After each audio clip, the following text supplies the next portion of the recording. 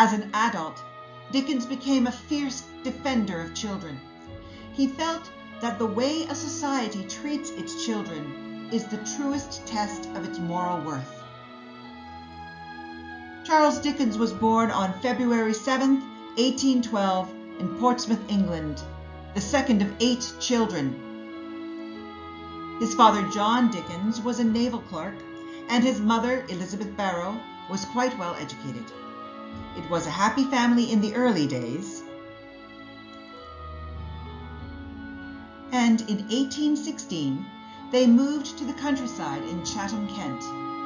However, John had the unfortunate habit of living beyond his means, and soon they were forced to move to a poor neighborhood in Camden Town in London.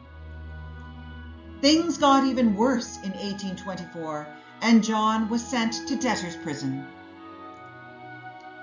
Charles was 12 and was forced to quit school to make money for the family in Warren's blacking factory. John was released from prison when he received an inheritance upon his mother's death and paid off his debt.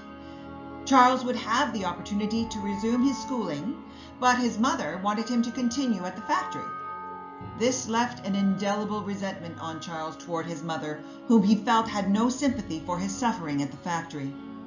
Fortunately, Charles's father insisted that his son would return to school.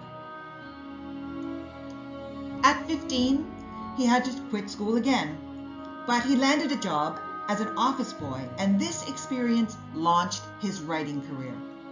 Within a year, he was freelancing as a reporter at law courts. Shortly after that, he was reporting for 2 major London newspapers. By 1833, he began submitting literary sketches to magazines and newspapers under the strange pseudonym of Boz. They became so popular that in 1836 he published the whole collection in a book titled Sketches by Boz. The name originated from a nickname he had for his brother Augustus. The nickname was Moses, but was facetiously pronounced in a nasally voice and became Moses, which in turn was shortened to Boz.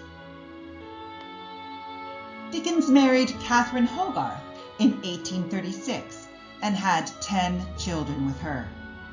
The early years of their marriage were considered happy ones.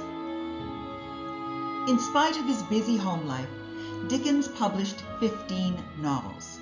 We won't have time to go into all of them in this podcast, but his first novel, The Pickwick Papers, of 1836 to 1847, really popularized the serialized format of publishing works in periodicals.